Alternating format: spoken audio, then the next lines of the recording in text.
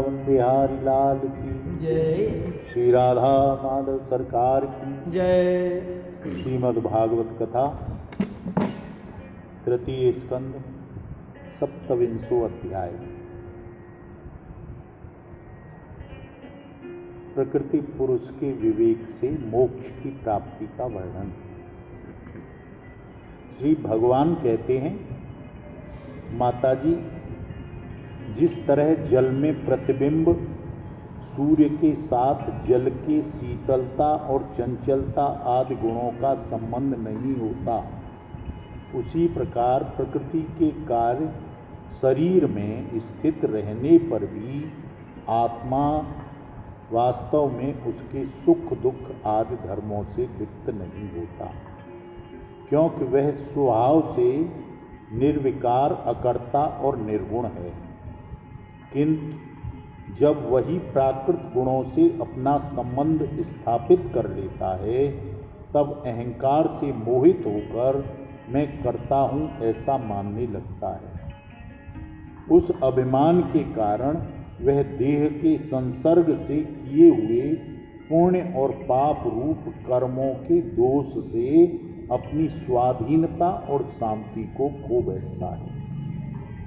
तथा उत्तम, मध्यम और नीच योनियों में उत्पन्न होकर संसार चक्र में घूमता ही रहता है। जिस प्रकार स्वप्न में भयंकर शोक आदि का कोई कारण न होने पर भी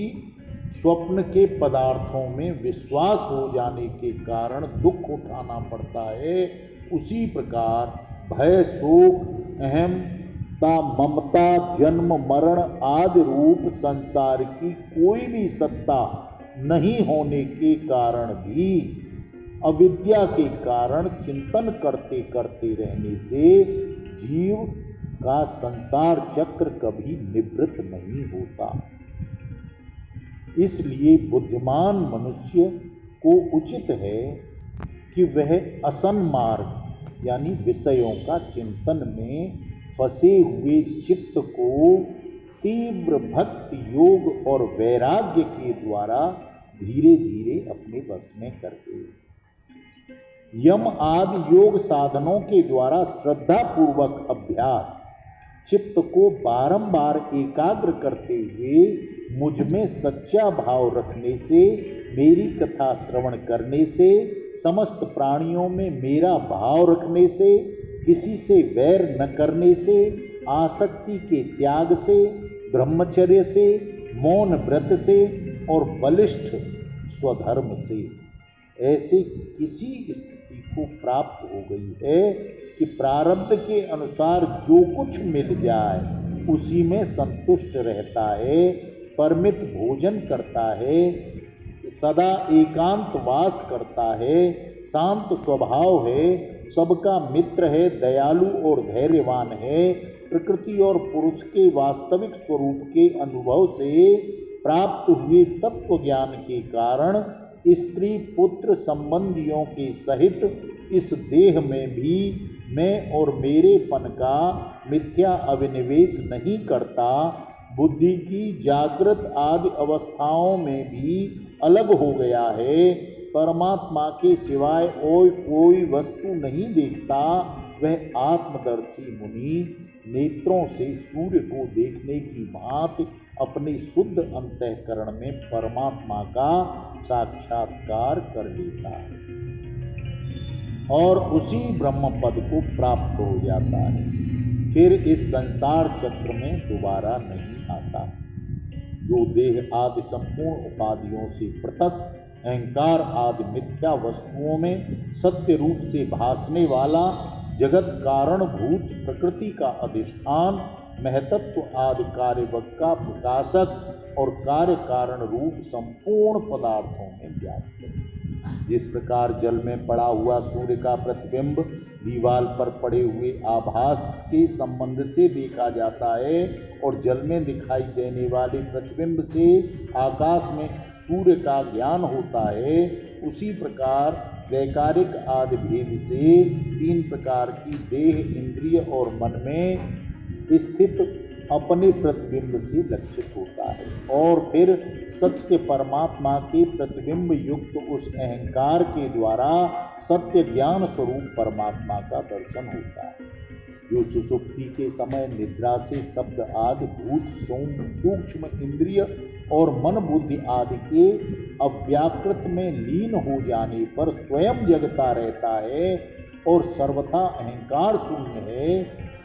सुषुप्ति के समय अपने उपाधि भूत अहंकार के नाश होने से वह भ्रमवश अपने को ही नष्ट हुआ मान लेता है, और जिस प्रकार धन का नाश हो जाने पर मनुष्य अपने को भी नष्ट हुआ मानकर अत्यंत व्याकुल हो जाता है, उसी प्रकार वह भी अत्यंत विवश होकर नष्ट प्राय हो जाता है। माताजी, इन सब बातों को मनन करके विवेकी पुरुष अपनी आत्मा का अनुभव कर लेता है, जो अहंकार के सहित संपूर्ण तत्वों का अधिष्ठान और प्रकाशक है। देवहूति बोली, हे प्रभु, पुरुष और प्रकृति दोनों ही नित्य और एक दूसरे के आश्रय से रहने वाले हैं, इसलिए प्रकृति तो पुरुष को कभी छोड़ ही नहीं सकती। हे ब्रह्मन, जिस प्रकार गंध और पृथ्वी तथा रस और जल की पृथक पृथक स्थिति नहीं हो सकती, उसी प्रकार पुरुष और प्रकृति भी एक दूसरे को छोड़कर नहीं रह सकते। अतः जिनके आश्रय से इस अकर्ता पुरुष को यह कर्म बंधन प्राप्त हुआ है, उन प्रकृति के गुणों के रहते हुए उसे कैवल्य मोक्ष कैसे प्राप्त होगा? यदि तत्वों का विचार करने से कभी यह संसार बंधन का तीव्र भय निवृत्त भी हो जाए, तो उसके निमित्त भूत प्राकृत गुणों का अभाव न होने पर वह भय फिर उपस्थित हो जाएगा। भगवान बोले, हे माताजी, जिस प्रकार अग्नि का उत्पत्ति स्थान अरण्य पहले से ही उत्पन्न अग्नि से जलकर भस्म हो जाती है, उसी प्रकार निष्काम भाव से किए हुए स्वधर्म पालन के द्वारा अंतःकरण शुद्ध होने से बहुत समय तक भगवत कथा श्रवण द्वारा पुष्ट हुई मेरी तीव्र भक्ति योग से तत्व साक्षात्कार कराने वाले ज्ञान से, प्रबल वैराग्य से, व्रत नियम के सहित किए हुए ध्यान के अभ्यास से और चित्त की प्रगाढ़ एकाग्रता से पुरुष की अविद्या यानी प्रकृति दिन रात क्षीण होती हुई धीरे धीरे लीन हो जाती है। फिर नित्य प्रति दोष दिखने से भोग कर त्यागी हुई वह प्रकृति अपने स्वरूप में स्थित स्वतंत्र बंधन हुए मुक्त पुरुष का कुछ भी नहीं बिगाड़ पाती। जैसे सोए हुए पुरुष को स्वप्न में कितने ही अनर्थों का अनुभव करना पड़ता है, किंतु जग जाने पर वे उसे पुनः कष्ट नहीं पहुंचा पाते। इसी प्रकार